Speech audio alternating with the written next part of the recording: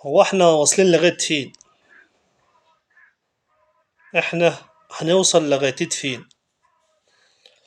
هيفضل الحقد في قلوب الناس لغاية امتى؟ والله العظيم حرام. حرام وظلم. ظلم حرام. ما تقتل دابة وتعبيها في شوال وتدفنها ولا تعدمها، حرام. يا اخي انا بستغرب، يا اخي انا بستغرب، والله العظيم بستغرب صحيح. طيب انت مش لاقي علف او الاعلاف غالية؟ ليه اصلا من البداية بتعمل الانتاج الرهيب دون 4 مليون يوميا من الكتاكيت الصغار، وفي الاخر تعبيها في شوله وترميها وتعدمها؟ الاعلام احمد موسي كان بيتكلم دلوقتي على موضوع الدواجن وما الدواجن. الرجاله بتعدم الكتاكيت. طب يا اخي وديها للغلابه يا اخي. في ناس تقدر توكلهم وتشربهم، وبدل ما احنا الدواجن سعر الكيلو ب 35 و40 جنيه، حرام عليكم. عايزين تعملوا ازمه في الكتاكيت وفي الدواجن ليه؟ ليه؟ ليه الكراهيه دي كلها والظلم ده كله؟ حرام. اقسم بالله حرام عليكم. هتتحاسبوا على اللي انتم بتعملوه دون. يا اخي وديهم للفلاحين. الكتكوت بدل ما هو ب 10 جنيه وب 8 جنيه، خليه ب 2 جنيه ولا بجنيه، والله العظيم هتبيعهم 4 مليون انت تستفاد بيهم. 4 مليون يوميا انت بتطلعهم دولي، استفاد بيهم ب 4 مليون برضك. بدل ما ترمي 4 مليون جنيه ولا ترمي 40 مليون جنيه الكتكوت، لو انت حاسب الكتكوت على 4 جنيه، ترميهم كده هدار مال عام دول ولا مش هدار مال عام؟ والغلابه مش لاقيه تاكل، بيشتروه بالكو والغلا. حرام عليك. ليه تعدمها علشان خاطر مش لاقي علف؟ طيب وديهم للغلابه يستحقوا.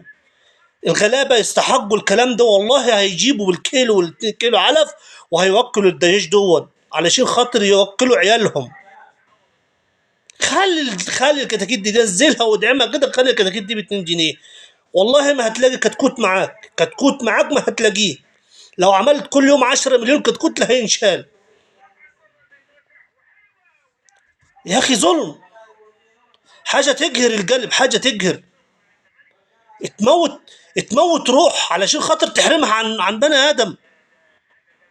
تحرم بني ادم من حاجات زي دي ليه؟ دي ثروه. ما فيش حد لاقيها. بسم الله ما شاء الله موجوده، وبكميات زي ما انت بتقول كل يوم 40 4 مليون فرخ بيتم انتاجه، واللي في الاخر تعبيهم في الشوله وتربط على الشوال ويرمي. انا لله وانا اليه راجعون.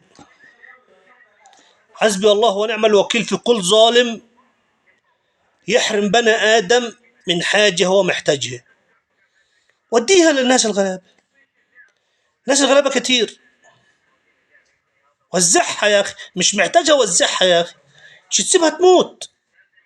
مش تحطها في الشوله وتلقح. والله العظيم الواحد ما شاف الفيديو، الواحد زعلان، محروق، قلبه مولع نار من اللي هو بيعمله دون. والله لو قلت لكل واحد هياخد 100 كتكوت هيربيهم ب 100 جنيه، الكتكوت على جنيه ولا 2 جنيه ب 200 جنيه، لا هياخد.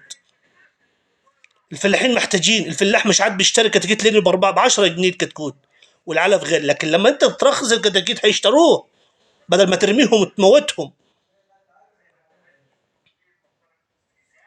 انا مش عارف فيه.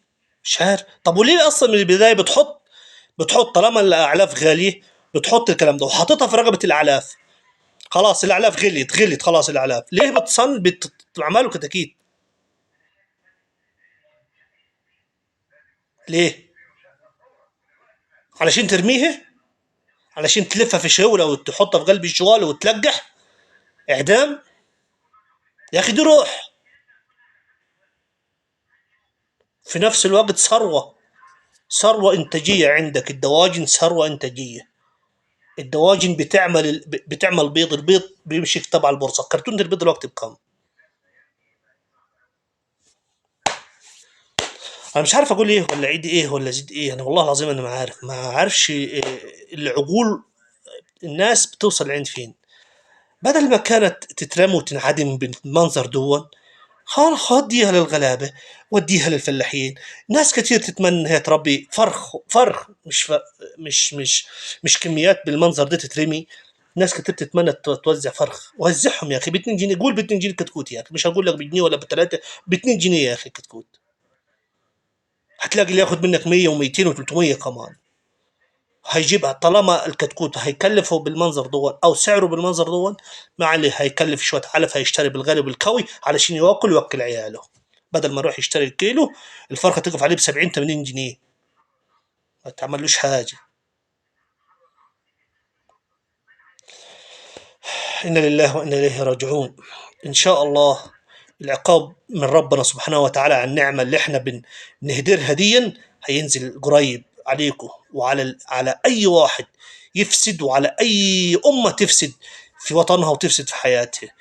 حسبي الله ونعم الوكيل.